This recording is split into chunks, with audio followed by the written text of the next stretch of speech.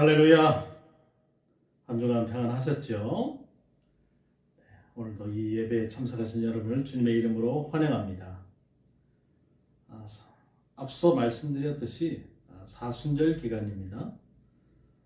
40일 동안 오늘부터 시작해서 주께서 우리의 죄를 위하여서 이 땅에 오신 그 삶과 또 그 죽으심을 우리가 기억하고 또 기념하는 그런 날이 되겠습니다. 40일 동안 말씀 많이 보시고 또 기도 많이 하시고 주께서 우리를 위해서 무엇을 하셨는가 다시 한번 기억하는 귀한 시간이 되셨으면 좋겠습니다. 자, 그래서 오늘은 마태복음 12장 1절에서 8절의 말씀으로 누가 주인이냐라는 제목으로 여러분과 은혜를 나누도록 하겠습니다. 오늘 우리가 읽은 본문은 매우 짧지만 그 무게가 너무 무겁습니다. 그래서 오늘 우리는 이 주제, 그러니까 누가 주인이냐라고 할 때 무엇의 주인이냐가 중요하죠. 바로 주님께서 안식일의 주인이다라고 하는 이 말씀의 의미, 또 성전보다 더 크신 주님의 그 실제, 그 부분을 우리가 한번 말씀을 통해서 알아보고자 하는 것입니다.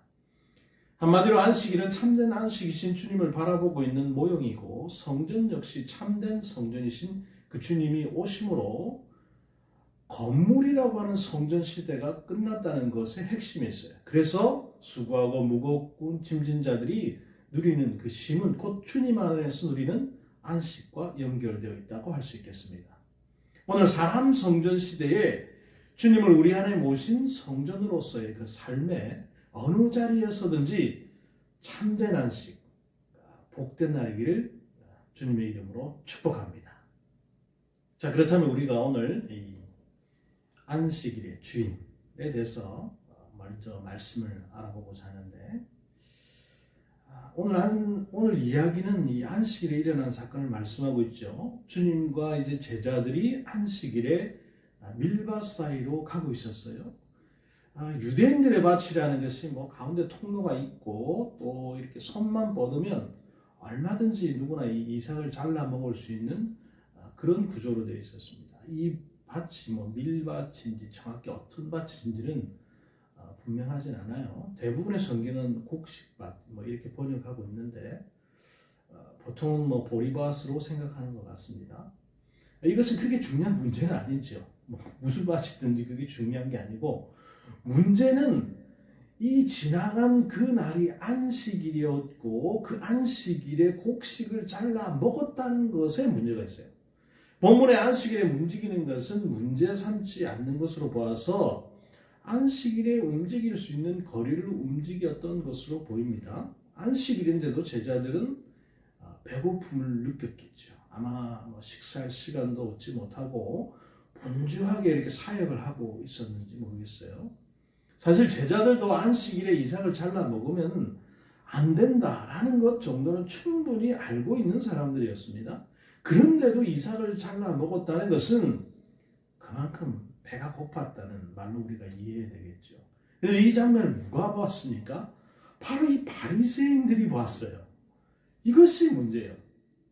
안 봤으면 문제가 안 되는데, 사실 안식일에 바리새인들이 안식일을 거룩히 지키지 않고 주님을 따라다니면서 은밀히 보고 있었다는 거, 요거 자체도 문제죠. 왜 보고 있었냐, 이 사람들이. 이 주님을 곡해하기 위해서, 음해하기 위해서 이들이 얼마나 이를 갈고 있었는지를 잘 보여주는 것입니다. 사실 바리새인들은 어떻게든지 예수를 성사하기 위해서 지속적으로 감시를 소홀히 하지 않고 있었어요. 그런데 마침 이 일이 일어난 거예요. 억지로 없는 제도 만들어서 예수님을 성사하고 싶은 이 사람들인데, 하물며 이런 사람들 앞에서 안식일에 곡식의 이삭을 잘라 먹었으니까 어떻게 됐겠습니까? 사실 이 본문에서 이삭을 잘라 먹는 행위가 문제가 되는 것은 아닙니다. 우리가 신명기 23장 25절에는 시장할 때 남의 밭에 가서 이삭을 잘라 먹는 행위가 허용되고 있는 것을 볼 수 있어요. 우리는 하브라타 지금 이제 신명기를 들어갔는데 그 보시면 그런 내용들이 있습니다. 따라서 제자들이 이삭을 잘라 먹은 행위 자체는 결코 죄가 되지 않아요. 근데 문제가 되는 것이 무엇입니까? 안식일에 그 일을 했다는 겁니다. 쏜살같이 주님 앞에 달려온 이 사람들이 꼬투리를 잡아서 주님께 도전하죠. 여보시오 예수 보시오, 당신의 제자들이 안식일에 하지 못할 일을 하고 있지 않소? 하지 못할 일은 안식일에 해서는 안 된다라고 하는 합당치 못한 행동을 하고 있다는 말이죠. 이들에게는 안식일에 해서는 안 될 일에 관한 규정이 조상의 유전에 의한 것으로서 39개 항목이 있었습니다. 그런 장로들의 유전에 제자들의 행위는 위배된다는 것이죠. 여기에 인간이 규칙을 만들고 스스로 그 규칙에 매여버리는 모습을 우리는 발견할 수 있는데, 그 중심은 하나님을 잘 섬긴다는 것에 있었지만 사실은 그것을 통해서 인간의 어떤 공로가 교묘하게 개입되고 있는 모습을 볼 수 있습니다. 주님은 이런 바리새인들에게 자비를 원하고 제사를 원하지 않는다고 답변하심으로써 주님이 정말 원하는 것이 무엇인가 하는 것을 다시 한번 말씀해 주고 있죠. 이런 사람들을 향한 주님의 첫 번째 답변을 여러분 한번 보시기 바랍니다. 다윗이 그 자기와 함께 한 자들이 시장할 때 한 일을 읽지 못하였느냐 이렇게 반문하시잖아요.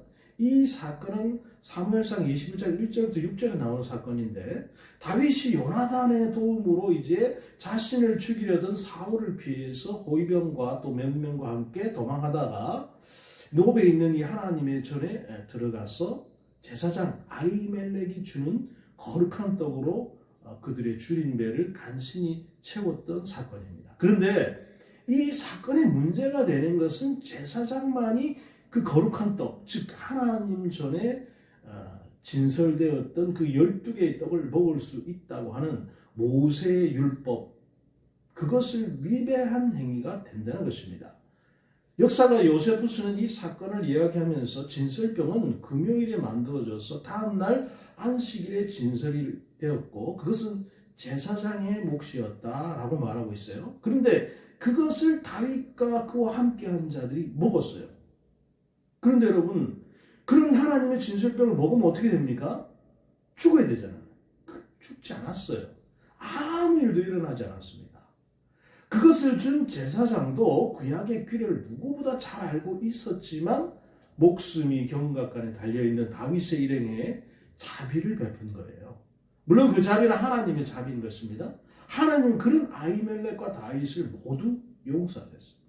자, 그러면 주님은 지금 구약의 그 예의 규정을 들어서 제자들의 행위를 정당화하려는 것입니까? 그것은 아니에요. 주님은 지금 본질과 부차적인 것을 말씀하려고 하시는 거예요. 다시 말해서 안식일이 너희에게 주어진 것이지 너희가 안식일에 주어진 것이 아니다라는 것을 말씀하고 싶은 거예요. 사실 이 본문은 두 가지 큰 주제를 우리가 살펴봐야 하는 숙제가 있습니다. 그 첫 번째 주제는 바로 안식일과 예수 안에서의 참된 안식의 문제와 또 하나는 성전과 예수님과의 관계예요. 이 두 주제는 서로 연관되어 있기도 하지만 우리가 정리해야 될 큰 주제이기도 해요. 특히 5절부터 6절이 제기하는 그 성전보다 더 큰 이가 여기 있다라고 하는 말씀은 긴 설명이 좀 필요해 보입니다. 자, 그렇다면 제사장이 안식일에 그 일하는 문제에 대해서 우리가 한번 봐야 되겠죠. 예수께서 말씀하시듯 그 두 번째 예는 제사장들이 안식일 법을 어기며 일하는 사실입니다. 안식일 법은 출애굽기와 신명기의 그 10계명 중에 제4계명의 근거를 둔 것입니다. 그러나 제사장들은 아무 일도 할 수 없도록 규정한 안식일 규례에도 불구하고 성전 안에서 안식일마다 뭘 했어요? 하나님께 경배드리는 의식을 행할 때 몇 가지 일들, 예를 들어서 이 진설병을 대체하는 거, 또 순양 둘을 희생제물로 드리는 거, 뭐 등등 직무를 행할 수밖에 없었어요. 아무것도 안 하고 있을 수 없다는 거예요. 문제는 제사장들이 성전 안에서 안식일 규정을 범한 것과 안식일에 제자들이 이삭을 잘라 먹은 행위와 어떤 연관성이 있는가 하는 거예요. 이것은 이어지는 이거 성전보다 더 큰 이가 여기 있느니라 라고 하는 말씀으로 확인됩니다. 즉 제사장들이 성전에서 안식일에 일할 수밖에 없었고 그것이 안식일 법을 초월하는 것처럼 성전보다 더 큰 이인 예수와 함께 있을 때 참된 안식을 소유하고 있는 제자들에게 안식일의 법은 아무런 의미가 없다는 것입니다. 자, 이런 면에서 주님은 뭐예요? 안식일의 주인이신 거죠. 주님은 성전보다 더 크신 분이세요. 안식은 사실 예수 그리스도 안에서 누리는 참된 안식을 염두에 두고 한시적으로 실시되는 겁니다. 이것을 바르게 알지 못해서 참된 안식이신 예수 그리스도에게 안식일을 지키라고 요구하고 있는 거예요. 옛날에 우리가 신앙생활 할 때 주일날 되면 아무것도 못하게 했어요. 교회에서 밥도 먹고 돈도 못 쓰게 하고 아무것도 못하게 했어요. 교회에서만 생활하게 했다 이 말이죠. 잘못 알고 있는 겁니다. 자, 그렇다면 여러분 우리 이제 자비와 이 제사에 대해서 좀 알아볼 필요가 있는데 주께서 말씀하십니다. 나는 자비를 원하고 제사를 원치 아니하노라 라고 하신 뜻을 너희가 알았다면 무지한 자를 죄로 정죄 아니했을 것이다 라고 했는데 사실 이 말씀은 호세아 6장 6절에 기록되어 있고 사실 사사기 또 1장 11절에 17절에서는 같은 내용을 풀어서 얘기하고 있어요. 그뿐만 아니고 예레미야에서도 사무엘서와도 같은 얘기가 있습니다. 형식보다 내용이 중요하다라는 말씀은 이미 산상설교에서 하신 내용이기도 하죠. 그 율법의 폐지와 완성이라는 것도 따지고 보면 이 말씀의 다른 표현이에요.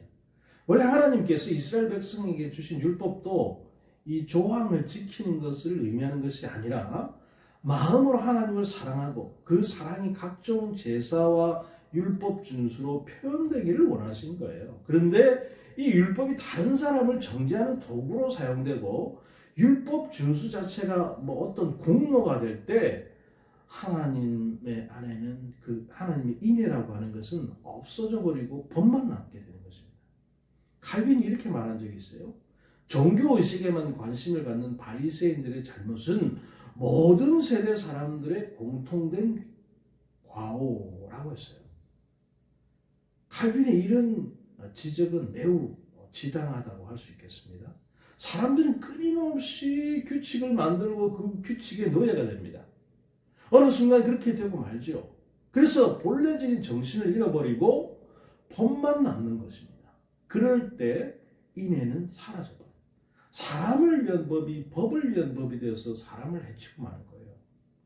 본문의 바리새인들 상황은 법이 인애를 삼켜버리고 법의 그 근본적인 정신을 삼켜버린 상태가 되고 만 것입니다.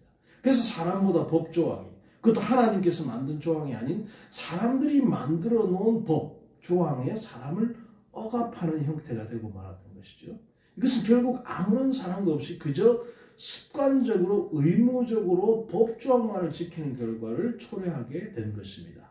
그런 사람들에게 주님은 당신의 어떤 왕권, 주님 메시아 되심을 이야기하시면서 참된 안식이요 성전인 나와 함께 있는 자들에겐 더는 율법이 말하는 안식일 준수가 의미 없다 이렇게 말씀하시면서 참된 인애를 회복하라 라고 말씀하시는 거예요. 본문의 상황은 이렇습니다. 안식일에 보리 이삭을 비벼 먹은 사건으로 추수와 탈곡의 노동을 했다는 해석에 따라서 안식일 하지 못할 일을 한다고 고발하는 바리새인들과의 논쟁이 끝난 후에 주님은 안식일이기 때문에 해당에 들어가셨어요. 그런데 해당에 손이 오그라든 사람이 있었습니다. 오히려 데려다 놓았는지 원래 그 해당에 출석하는 사람인지 알 수는 없지만 그 손 오그라든 사람을 놓고 해당에 있는 유대인들이 안식일 준수에 대한 빌미를 잡기 위해서 질문을 시작하죠. 우리가 오늘 읽진 않았지만 그 뒷부분에 있는 내용입니다. 자, 안식일에 병 고치는 것이 옳으니까? 라고 물어봤어요. 여기서 질문이 안식일에 손 마른 사람을 고치는 것이 옳습니까? 가 아니라 안식일에 병 고치는 것을 옳습니까? 라고 되어 있는 점을 우리가 유의해 볼 필요가 있어요. 이 말의 이면적인 의미는 안식일에 병을 고치는 것이 안 된다 라고 하는 그 의미가 바닥에 이렇게 짙게 깔려 있는 것입니다. 자, 그러자 주님이 역으로 질문을 하세요. 너희 중에 어느 사람이 양 한 마리가 있는데 안식일에 구덩이에 빠졌다면 붙잡아내지 않겠느냐? 이 질문은 당연히 끌어낸다고 하는 그 현실적인 상황을 반영하고 있죠. 아무리 안식일이라도 그냥 놔두면 그 양이 죽게 될 것인데 안식일이라는 것을 생각하지 않고 무조건 구해내야 된다는 거죠. 그런데 사람에게는 이런 규칙이 까다로워요. 뭐는 되고 뭐는 안 되고 안식일 병 고치는 건 노동이라서 안 된다는 거예요. 이런 해당 사람들 향해 주님이 말씀하십니다. 사람이 양보다 얼마나 더 귀하냐. 그러므로 안식일에 선을 행하는 것이 옳으니라. 저는 이 말씀이 그러므로 안식일에 사람을 고치는 일이 옳다라고 되어 있지 않다는 것을 주목해 봤어요. 주님은 지금 안식일 준수에 대해서 말씀하시면서 안식일의 정신이 어긋나도 많이 어긋났는데 안식일의 본래 정신은 욕망과 성실을 위한 노동을 중지하고 사랑과 선행을 위해서 신의 원리를 사용하는 것이 본래적인 정신이라고 말씀하시는 것입니다. 너희의 이런 모습은 사람을 짐승보다도 못하게 여기는 사고의 균열이라는 거예요. 여기서 선한 일이 무엇인가? 대단히 중요한 사항이라고 볼 수 있는데 우선 본문에서는 사람을 살리는 일을 선한 일이라고 말씀해주고 있어요. 당연하죠. 자신의 욕망을 성취하기 위해서 안식일에도 일할 수밖에 없는 사람을 선한 일이라고 말해서는 안 됩니다. 자신과 관계된 어떤 일, 특히 그것이 유익과 관계된 일일 때는 세심한 점검이 필요합니다. 사실은 우리가 선한 일이라고 할 때 그것은 이타적인 것을 의미할 때가 많기 때문이죠. 사람을 살리는 일이어야 된다는 거예요. 다른 거 말고요. 선한 일에 대한 기준이 여러 있을 수 있지만 성경이 말씀하고 있는 선한 일일 때 설득력이 있다는 것입니다. 자, 오늘날 이 문제는 주일 성수와 긴밀하게 연결되어 있죠. 목회자들이 고민이 뭡니까? 많죠. 사실 성도가 주일에 빠지는지 않는 것이 목회자들이 원하는 것이죠. 더구나 아무 연락도 없이 빠지면 무슨 일이 있나, 혹시 뭔가 이상이 생겼나 고민하게 되죠. 서로 간에 어떤 지켜야 할 그 최소한의 예절이 어디를 가면 간다고 얘기를 해주는 거잖아요. 그런데 만약 목회자가 주일을 빼먹으면 그 일이 어떤 일이든지 안 된다고 말해버릴 때 새로운 율법이 탄생하는 것입니다. 마찬가지 이유를 들어서 성도가 다른 사람에 대해서도 이런 기준을 가져서는 안 되는 거예요. 물론 성도 개개인은 가능하면 섬기는 교회에서 예배하도록 애를 써야죠. 너무 자연스럽게 아무 교회에서나 예배하면 되지 라고 생각하는 것은 소속감이 빠져있는 행동입니다. 우주적인 교회가 다 하나이지만 지역 교회를 이루고 있는 우리는 필연적으로 공동체성이 있어요. 이런 것들은 지켜줘야 하는 것이죠. 또 주일에 어떤 일을 보는 것도 그래요. 피치 못할 일과 그렇지 않은 일을 잘 구분해서 피치 못할 일인 경우를 제외하고는 가능하면 주일을 우리가 지키려고 애를 써야 되는 것이죠. 왜 그렇습니까? 그것이 영적인 생명과 관계된 일이기 때문에 그래요. 하나님과의 관계에 관한 일이기 때문이죠. 이것을 등한히 하는 사람은 영적으로 성장하기가 힘듭니다. 성장할 수 없다는 말의 다른 표현은 신앙생활이 재미가 없다는 거죠. 그저 매주 말씀을 들어도 무슨 말인지 모르겠고 재미가 없어요. 그러다 보면 자꾸 거리가 멀어져서 궁극적으로는 주님과의 교제가 단절되게 되는 것이죠.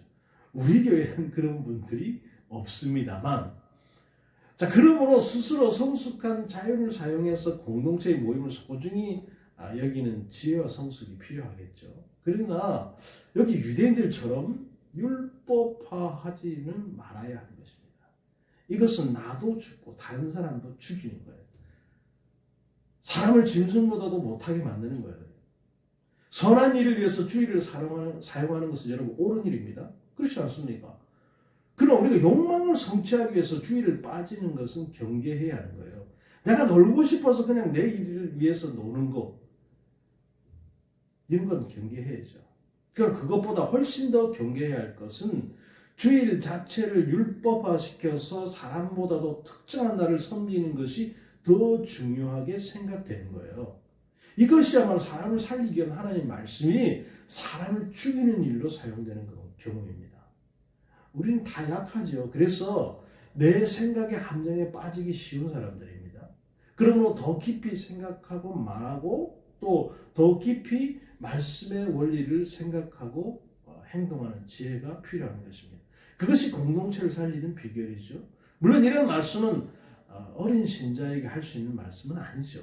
스스로 성숙한 사람들이라면 말씀을 이해하는 깊이, 사람을 이해하는 깊이가 함께 자라야 하고 또 인간관계에서 지켜져야 할 윤리를 정당하게 지켜야 하는 것입니다.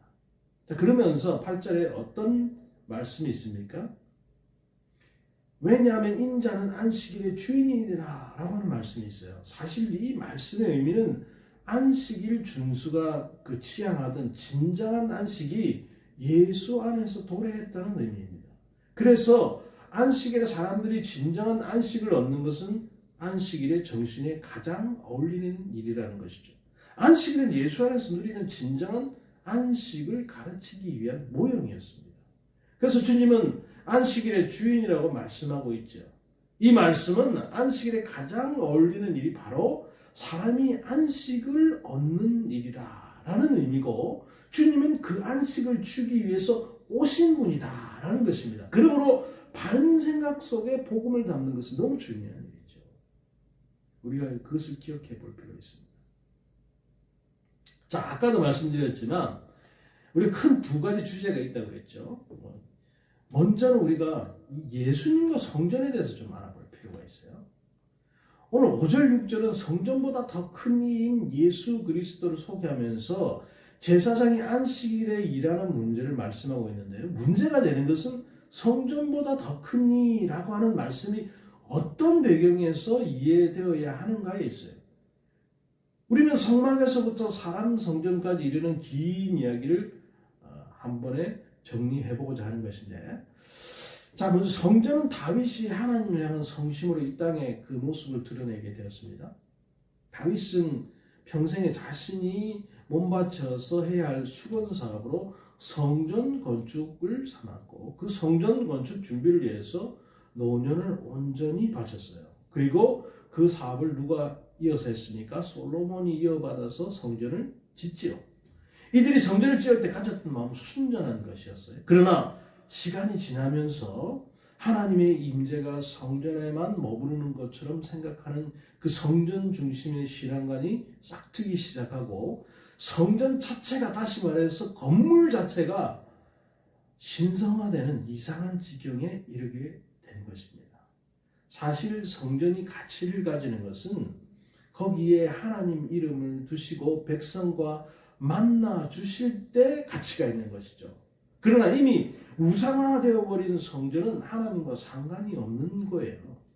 하나님 자신이 인간의 몸을 입고 오셨을 때 성전은 더 아무 의미가 없는 건물에 불과한 것입니다. 그런 맥락에서 오늘 본문을 우리가 이해하면서 봐야 되는 거예요. 예수와 성전의 관계는 정확하게는 성막 혹은 해막, 증거막과 예수의 관계라고 봐야 되는 것인데, 우리는 성막의 출현과 의미에서부터 예수 그리스도에 이르기까지의 과정을 살펴보면서 예수 성전의 그 관계를 바르게 이해해야 되는 것입니다. 먼저 성막의 의미가 중요하죠. 최초의 성막은 여러분도 아시다시피 애굽을 떠난 지 2년째 되던 해 6월절 2주 전에 시내산에 세워졌습니다. 모세가 하나님께 받아 세운 이 성막은 이스라엘 백성들이 40년 동안 광야 생활을 할 때 그 중심이 되어졌어요. 그리고 광야에서 성막 위로 낮에는 구름 기둥이, 밤에는 불 기둥이 나타나서 하나님의 인도하심을 알려주었어요. 이 성막의 참된 의미는 출애굽기에 나와 있는 것처럼 하나님이 거기서 이스라엘 백성과 만나 주시겠다는 거예요. 더구나 이 성막이 이동식으로 되어 있어서 이스라엘 백성들이 행진할 때 가장 중심에 자리하는 것은 이들이 하나님을 자신들의 중심에 모시고 어디를 가든지 간에 같이 이동하게 되었다는 거예요. 원래 성막은 출애굽기에 볼 때 하나님께서 지시하셔서 만든 거잖아요. 성전과는 다른 것입니다. 물론 성전은 성막의 형태를 부풀려서 만든 것인데, 그러나 성전은 하나님께서 지으라고 하신 것은 아니에요. 다윗이 서원해서 그냥 진 거죠. 어쨌든 성막과 성전은 근본적으로 같은 의미를 전달하기는 합니다만, 하나님의 이름을 거기에 두고 백성들과 만나 주시겠다는 거예요. 그럴 때 의미가 있는 것입니다. 자, 두 번째로 볼 것은 이 증거의 장막과 처소인데, 이 민수기 17장 8절에는 이 성막을 증거의 장막이라고 불렀어요. 뒷날에 스데반 집사가 순교하기 직전에 설교에서 이 말을 인용하면서 너희가 오해하고 있는 부분이 있다고 설명한 말씀이기도 한데요.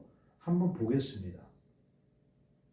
이튿날 모세가 증거의 장막에 들어가 본즉 레위 집을 위하여 낸 아론의 지팡이에 움이 돋고 순이 나고 꽃이 피어서 살구 열매가 열렸더라. 이렇게 쓰고 있습니다. 이 말은 출애굽기 38장 21절에서는 증거막이라고 썼어요. 마찬가지로 민수기 1장 9장 10절에도 증거막이라고 했어요.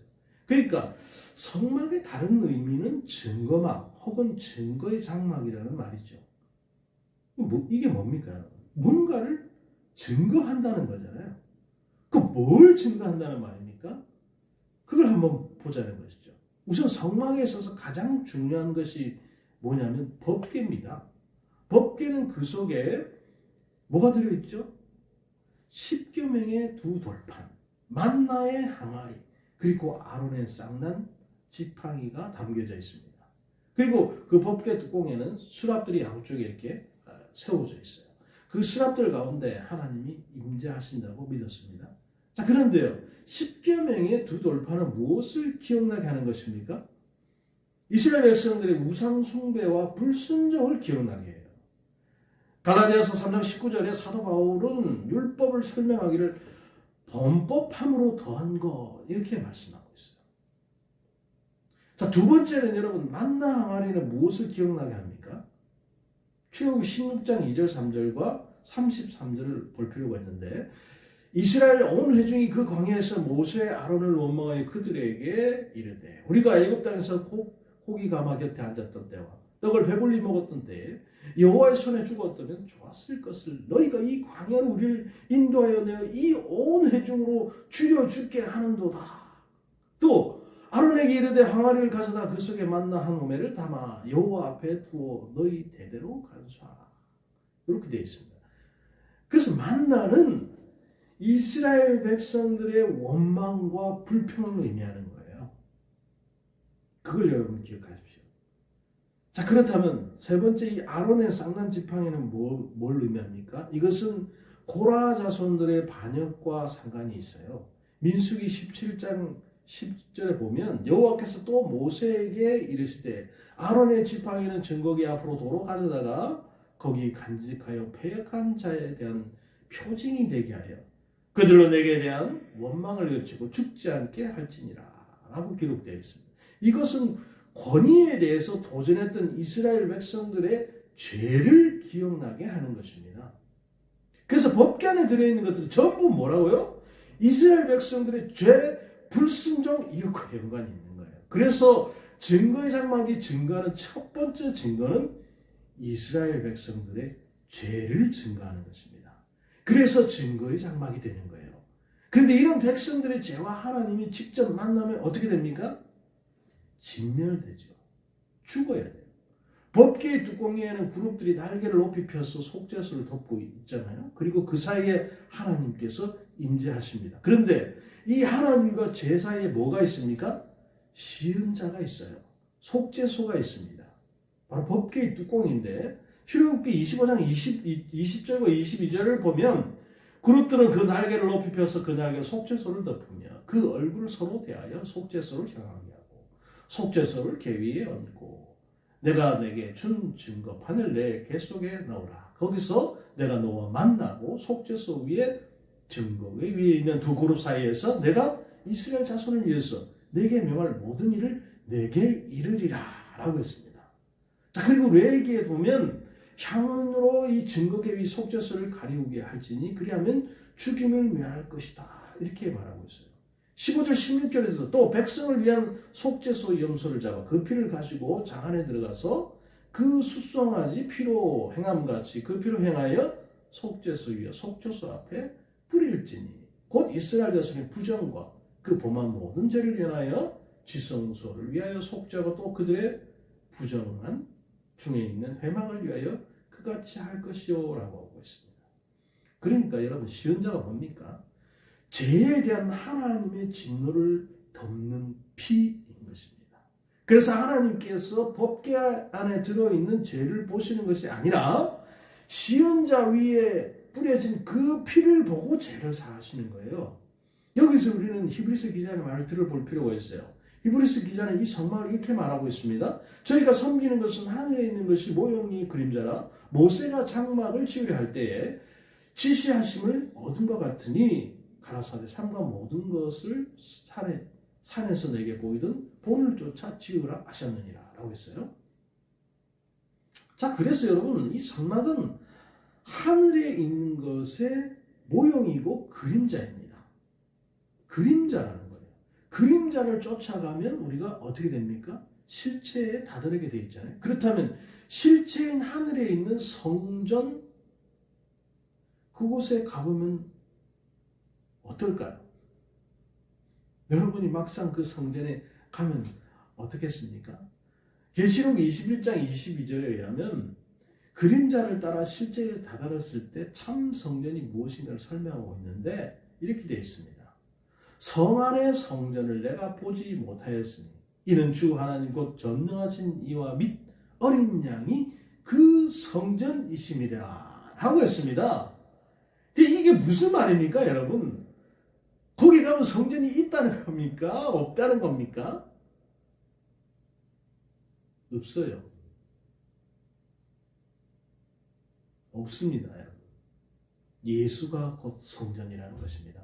그러면 성전은 거룩하신 하나님 앞에서 죄성을 가진 우리들의 죄와 심판을 드러내고 하나님 만드는 속죄의 방법을 보여주는 증거의 장막이었던 거예요. 그리고 그 속죄의 방법이 바로 예수 그리스도다라는 걸 보여주는 것입니다. 이것은 예수 그리스도께서 우리를 위하여 피 흘리셔서 제물이 되신 이유를 알게 하는 거예요.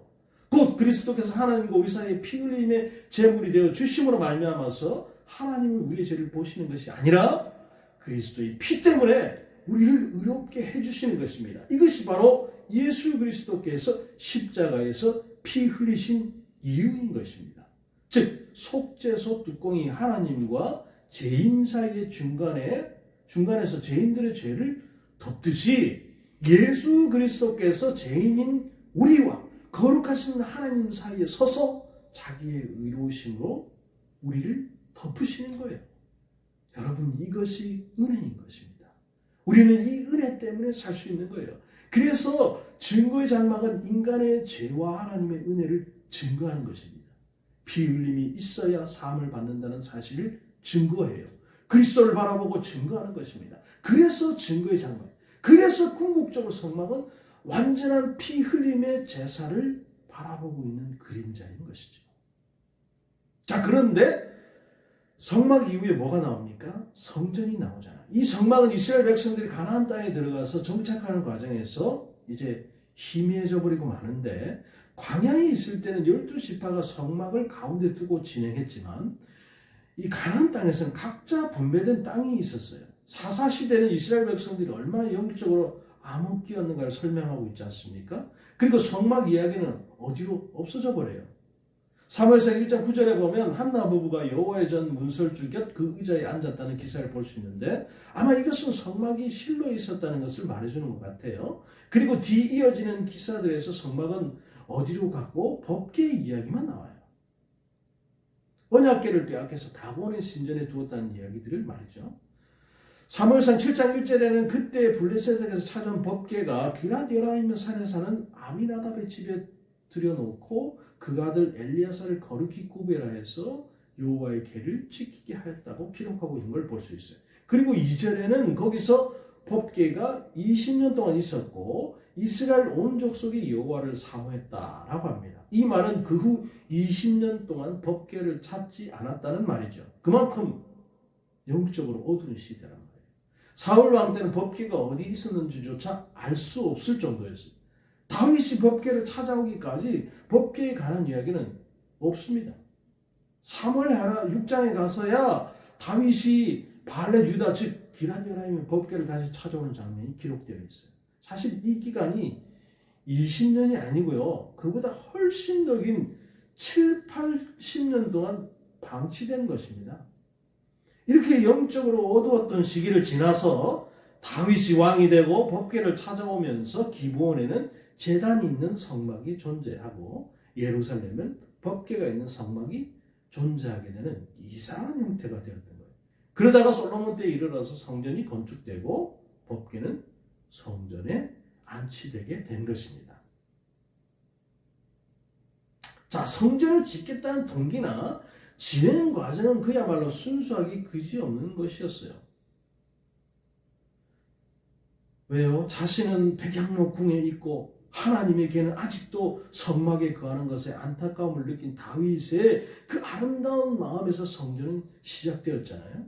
하나님을 향한 다윗의 불타는 사랑, 하나님을 향한 성심, 어떻게 하면 하나님을 기쁘게 해드릴 수 있을까? 그 고민하는 다윗의 신앙이 드러나는 것입니다. 그리고 하나님은 당신이 성전에 계신 분이 아니라고 분명하게 말씀해요. 또한 성전 시대의 주역인 다윗과 솔로몬은 공이 이 성전에만 하나님이 계시지 않는다는 사실을 알았습니다. 다윗은 사무엘상 7장 7절과 또 9절, 13, 14, 18, 23절 같은 곳에서 하나님께서 의도하시는 것이 건물 성전이 아니라는 사실을 알고 있었어요. 그래서 시편 16장 8절과 10절에는 내가 여호와를 항상 내 앞에 모시며 그가 내 우편에 계심으로 내가 요동치 아니하리로다. 이러므로 내 마음이 기쁘고 내 영광도 즐거워하며 내 육체도 안전히 거하리. 이는 내 영혼을 음부에 버리지 아니하시며 주의 거룩한 자로 썩지 않게 하실 것입니다. 이렇게 노래하잖아요. 여러분, 다윗이 무슨 여호와를 항상 내 앞에 모셨겠습니까? 다윗은 건물 성전을 지으려고 시도하면서 하나님이 집을 짓고 나라를 세우신다고 할 때 그 의미가 무엇인가를 알았던 거예요. 솔로몬이 성전을 지은 후에 성막과 그 모든 기물은 법궤와 더불어서 성전으로 이전됐습니다. 솔로몬 역시 그 사실을 알았어요. 왕상 8장 30절을 보시기 바랍니다. 종과 주의 백성 이스라엘이 이곳을 향하여 기도할 때 주는 그 간구함을 들으시되 주의 계신 곳 하늘에 들으시고 들으시사 사하여 주옵소서. 그 뒤에 이어지는 구절들을 보면 계속해서 그런 말이 나와요. 따라서 솔로몬도 성전을 지어놓고 하나님이 거기만 계신다고 이해하지 않았어요. 어쨌든 이로써 성막의 역사는 성전의 역사로 전환이 됩니다. 성막은 텐트처럼 이동할 수 있지만 성전은 옮길 수 없는 건물로서 지어지는 것이잖아요. 결국 이런 성전은 처소라는 개념을 더 강화시켰어요. 그래서 광야 교회에 계셨던 하나님, 하나님의 백성과 함께 거하시는 하나님, 온 우주에 충만하신 하나님은 성전이라는 처소, 즉 장소에 임재하시는, 거기에만 딱 계시는 하나님으로 왜곡되기 시작한 거예요.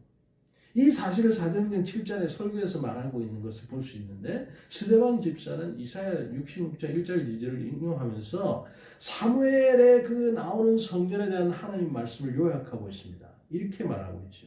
여호와께서 이같이 말씀하시되 하늘은 나의 보좌요 땅은 나의 발등상이니 너희가 나를 위해 무슨 집을 지을고 나의 안식할 처소가 어디랴. 나 여호와가 말하노라. 나의 손이 이 모든 것을 지어서 다 이루었느니라. 무릇 마음이 가난하고 심령에 통회하며 나의 말을 인하여 떠는 자 그 사람은 내가 권고하려니와 라고 하고 있어요.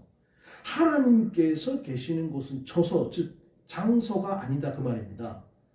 하나님은 어디에나 계시는 거예요. 그런데 사람들이 오해해서 자꾸 처소를 짓는다고 한다는 거죠. 하나님은 처소가 따로 필요하지 않은 분인데도 말이죠.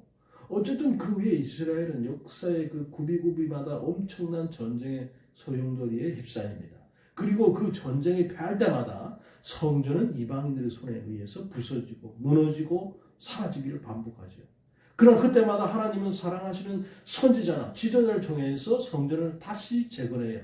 그 대표적인 성전이 바로 바벨론 포로 이후에 재건한 수룹바벨 성전이 되겠습니다.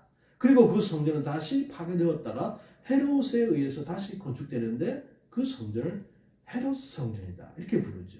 예수님 시대의 성전은 바로 이 헤롯 성전이었습니다.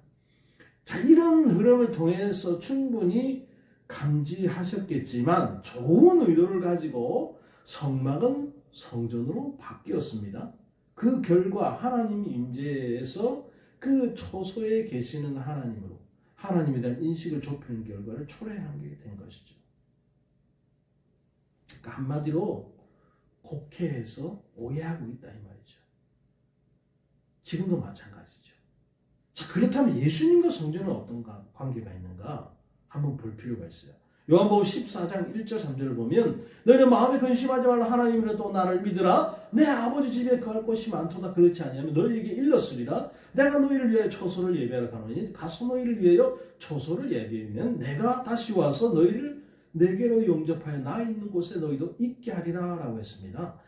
자, 여러분 이 구절은 성전을 잘 설명해 주고 있어요. 보통 이 구절을 예수님이 우리가 있을 천국을 준비하기 위해서 지금 하늘나라에 계신데 이제 처소를 다 예비하면 우리를 데리러 오신다라는 의미로 알고 계시지만 사실 그렇지 않습니다. 처소를 예비하러 간다는 말씀은 우리가 살 집을 지으러 가신다는 뜻이 아니고 하나님이 너희와 함께 거하실 수 있도록 만들러 가시겠다 그런 뜻이에요. 아까도 말씀드렸지만 계시록 여러분 하늘나라에 성전이 있다고 없다고요? 없습니다. 결국 이 말씀은 무슨 말이냐? 십자가를 지러 가겠다 그 말이죠.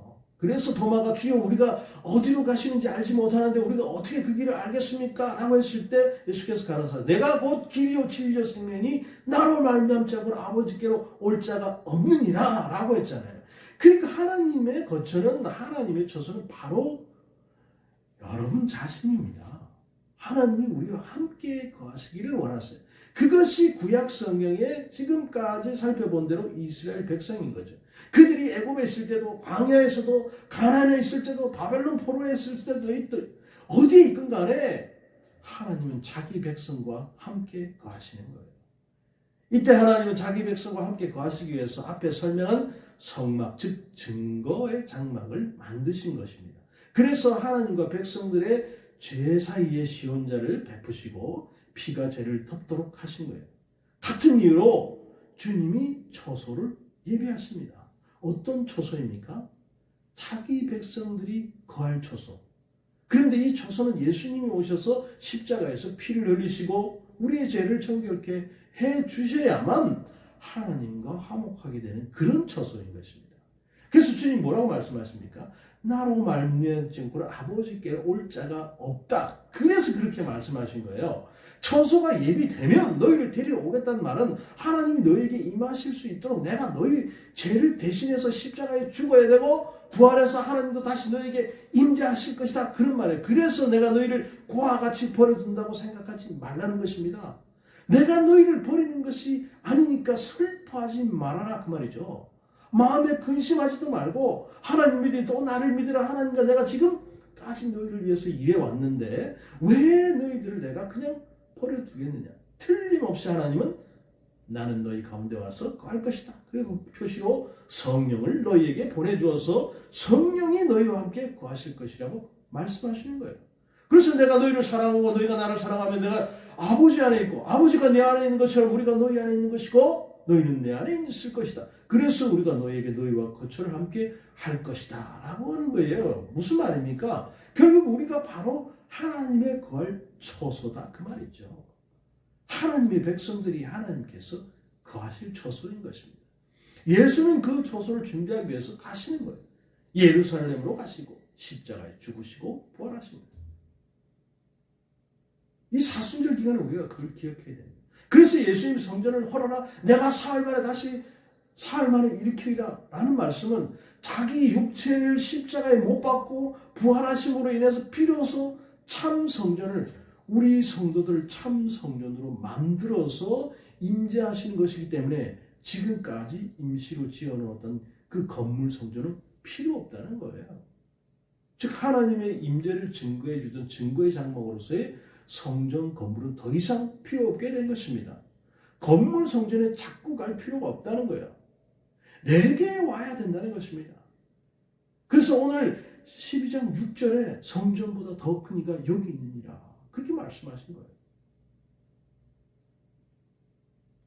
너희들이 성전을 중요하게 여기고 성전은 죄를 사는 것이고 성전 안에서 제사장들이 안식일을 범해도 괜찮다고 하고 있는데 그 성전보다 더 큰 진짜 성전은 바로 나다 이거예요. 내 안에 있으면 모든 죄가 다 없어진다고 하세요. 그러니까 건물 성전이 가지는 의미는 거기서 하나님이 만나주시고 죄를 사해주신 그림자인 것입니다. 그런데 하나님이신 예수 그리스도께서 직접 인간의 몸을 입으시고 이 땅에 오셨잖아요. 그리고 짐승의 피가 아닌 예수 그리스도의 그 성결한 피로 우리의 죄를 씻으신 예수님께서는 이 땅에 계시는 동안에 이런 메시아 의식에 충만하셨어요. 이런 명령에서 성전 청결 사건이나 이 성전을 헐라 내가 사흘 만에 다시 짓겠다라는 말을 우리가 이를 통해서 알 수 있게 되는 것이죠. 이해가 되십니까? 요한은 친절하게 사흘 만에 다시 짓는 성전이 예수 그리스도의 육체를 가리켜 말씀하는 것이라고 설명해 주고 있어요. 그러니까 성전 건물을 부시겠다 그 말이 아닌 것이죠. 예수님이 십자가에 매달리는 것을 빗대서 말씀하신 거예요. 다시 말해서 예수께서는 건물 성전 시대가 이제 종료되고 참 성전의 시대가 도래했음을 말씀하고 계신 것입니다. 예수께서는 성전 청결 사건과 사흘 만에 다시 짓는 성전에 대한 말씀을 통해서 타락한 성전과 폐역한 성전 관리들이 하나님의 심판으로 멸망받을 것과 당신께서 대속적인 죽음을 통해서 새 성전을 건축할 것을 공표하신 거예요. 그리고 참 성전이신 예수께서 다른 보혜사를 보내시고 누구든지 예수 그리스도를 구주와 주님으로 영접하면 내가 저 안에 저가 내 안에 있게 된다 말씀하십니다. 사도 바울은 이 사실 고린도서 3장 16절에 너희가 하나님의 성전인 것과 하나님의 성령이 너희 안에 거하신 것을 알지 못하는 이유라고 했습니다. 그러므로 예수 그리스도를 구주와 주님으로 영접한 사람들은 이 땅에서 성전으로 존재하게 되는 것입니다. 건물로서의 성전은 성령 시대에는 존재하지 않습니다. 또 존재해서도 안 되죠. 그래서 우리가 뭐 건물 성전이다 이렇게 얘기를 많이 합니다. 실제적인 맞는 표현은 예배당이 맞는 표현이죠. 성전이란 말은 교회인 우리들이 성전인 것입니다. 성도들 지칭하는 말로 사용되어야 되는 것이 바로 성전인 것이죠. 쉽게 정리하면 성막은 하나님이 거기서 이스라엘 백성들과 만나주시고 피 흘림의 제사를 통해서 그들의 죄를 사해 주시는 거예요. 그런데 예수님은 하나님이신 그분이시잖아요. 그분이 인간의 몸을 입고 오신 거예요. 따라서 예수는 건물 성전이 아니고 참 성전이신 것입니다. 그런데 문제는 건물 성전에 매여 있는 사람들이 참 성전, 즉 이 땅에 보여지는 하나님을 알아보지도 믿지도 않았던 것이죠. 그러나 예수는 모형과 그림자가 지향했던 성전의 실체이셨습니다. 그리고 그 예수 그리스도를 구주의 주님으로 모셔서 우리 안에 그리스도를 모시고 살아가는 성도들 역시 성전이에요. 그러므로 더 건물 성전은 필요치 않는 것입니다. 그것은 그림자에 불과해요. 실체가 온 후에는 그림자는 그저 그림자에 불과한 것이죠. 그림자는 실제가 있으므로 존재하는 것이기 때문에 그렇습니다. 우리는 참 성전이신 예수를 모시고 사는 성전입니다. 이 말은 우리가 어디에서 무엇을 하든지 그 자리가 성스러운 자리라는 의미예요. 그리스도와 함께 있는 거예요. 그래서 어둠의 세력, 세상 주관자가 지배하는 이 세상의 빛을 비추고 부패를 방지하는 소금으로 해서 우리가 존재하는 것입니다. 이 사실을 우리가 바르게 정리하고 참 성전으로서의 삶을 우리가 살아가야 하는 것입니다. 사랑하는 성도 여러분, 안식일의 주인이다 라는 말씀과 성전보다 더 큰이라는 말씀은 모두 연결되어 있습니다. 사람보다 중요한 것은 없습니다. 안식일에 사람이 안식을 누리는 것이 중요하고 사람은 그 주님을 모신 성전인 거예요. 사실 이 말씀은 우리가 깊게 들여다보지 않으면 이 엉뚱한 장로들의 유전으로 인해서 주님을 정죄하는 바리새인들의 잘못된 신앙관이 훨씬 더 큰 것임을 우리가 보게 되는 거예요. 그래서 바른 복음을 스스로 버리고 자신들이 만든 율법으로 안식일의 참된 의미도 성전에 대한 말씀도 올바르게 깨닫지 못하게 된 것입니다. 오늘 이 예배에 참석하고 있는 우리 모든 성도 여러분, 사람 성전 시대에 오늘도 주님 안에서 그 참된 안식을 모두 다 누리시는 복된 여러분들이 다 되시기를 주님의 이름으로 축복합니다. 감사합니다. 그렇습니다, 여러분. 또 이렇게 말씀드리면 그러면 건물 짓지 말라 그런 얘기냐? 그런 얘기는 아니죠. 예배를 드리는 장소인 거지. 이 건물이 무슨 어떤 영향을 미치는 게 아니다 그 말입니다. 우리가 주일날 안식을 누릴 수 있게 되는 것. 그냥 마지못해서 교회에 나오는 것. 이런 게 아니고요. 마지못해서 예배 드리는 게 이런 게 아니고요. 내가 주님을 그러면 교회 가야 하나님 만날 수 있습니까? 아니죠. 안 와도 만날 수는 있습니다만 교회는 공동체잖아요. 그 공동체 안에서 하나님을 같이 경험하고 또 그 안에서 은혜를 나누고 또 하나님의 복음을 전해야 될 여러 가지 일들을 같이 하기 위해서 우리가 교회에 모이는 것입니다. 그 안에서 안식을 얻고 또 우리가 해야 될 사역들을 생각해 보게 되는 것이죠. 그런 의미에서 우리는 예배당에 나와야 되는 것이죠. 그런데 또 이 얘기가 가지고 건물은 그냥 건물이니까 안 나가도 되겠네 이렇게 생각하시면 안 된다는 것입니다. 자, 여러분, 사순절 기간입니다. 예수께서 우리와 하나님과의 그 관계를 위해서 오늘 말씀을 많이 드렸는데 그 관계들을 잘 다시 한번 곱씹으시면서 이 사순절 기간을 잘 보내시고 또 그래서 주께서 우리에게 베푸신 은혜가 무엇인지도 다시 기억하는 그런 기간이 되었으면 좋겠습니다. 한 주간 평안하시고요. 우리 다음 주에도 영상 예배로 찾아뵙도록 하겠습니다. 한 주간 주 안에서 승리하시기 바랍니다.